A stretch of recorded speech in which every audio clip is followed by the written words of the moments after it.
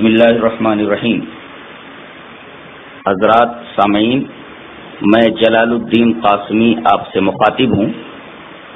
ابھی حال ہی میں کسی شخص نے مجھے فون کیا اور اپنا نام نہیں بتایا۔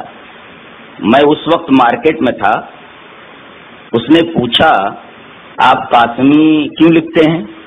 میں نے کہا کہ میں دارالعلوم دیوبند کا فاضل ہوں اور اس کے فاضل کو قاسمی کہتے ہیں۔ تو اس نے پوچھا کہ آپ دارالعلوم دیوبند کے منہج سے متفق نہیں ہیں؟ میں نے کہا کہ بالکل نہیں۔ بعد میں معلوم ہوا کہ اس اسکالر کا نام شاید نعمان اقبال ہے۔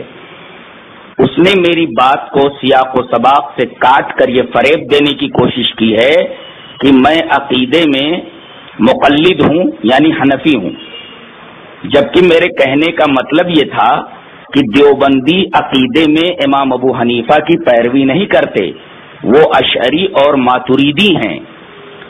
دلیل اس کی یہ ہے کہ مشہور دیوبندی عالم مولانا خلیل احمد امبیٹوی نے اپنی کتاب المحند علی المفند کے شروع ہی میں جہاں انہوں نے عقیدہ بیان کیا ہے، لکھتے ہیں کہ ہم لوگ فروع میں امام اعظم ابو حنیفہ کے مقلد ہیں اور اصول میں ابو منصور ماتریدی کے۔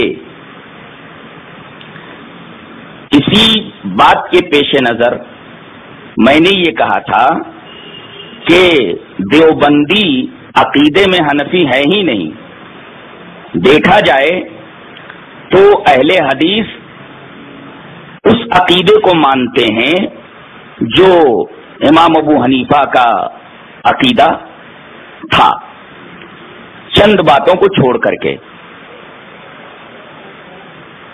بہرحال میں جلال الدین قاسمی یہ واضح کرتا ہوں کہ میں عقیدہ و عمل میں کتاب و سنت کا متبع ہوں، اور میری بات سے کالر نے جو اخذ کرنے کی کوشش کی ہے اس پر میں 1000 بار لعنت بھیجتا ہوں اور لاحول پڑھتا ہوں۔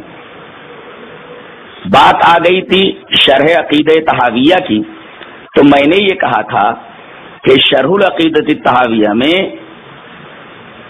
امام طحاوی بھی منسوب ہیں حنفیت کی طرف، اور اس کا جو شارح ہے ابن ابی العز وہ بھی منسوب ہے حنفیت کی طرف، لیکن یہ کتاب اہل حدیثوں کیا پڑھائی جاتی ہے؟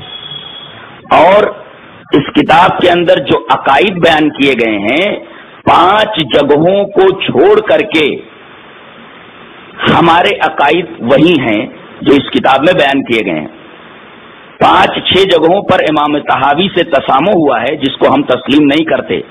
مثلا یہ کہنا کہ سلف میں اور ابو حنیفہ رحمۃ اللہ علیہ کے مابین جو اختلاف ہے ایمان کے بارے میں وہ اختلاف لفظی ہے، جبکہ اہل حدیث یہ مانتے ہیں کہ ان دونوں کے درمیان اختلاف لفظی نہیں بلکہ اختلاف حقیقی ہے۔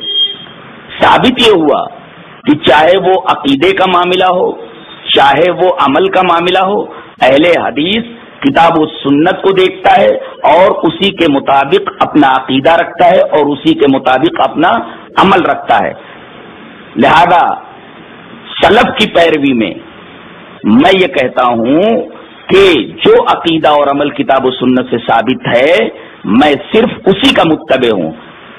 پھر یہ کہتا ہوں کہ کالر نے میری بات سے غلط معنی اخذ کر کے اس کو سیاق و سباق سے کاٹ کر لوگوں کو فریب دینے کے لیے جو واٹس ایپ کے اوپر گفتگو میری پہنچائی ہے میں اس سے بری ہوں، اور اس کالر کی اس حرکت سے مجھے حیرت بھی ہو رہی ہے اور مجھے بڑا دکھ بھی ہو رہا ہے۔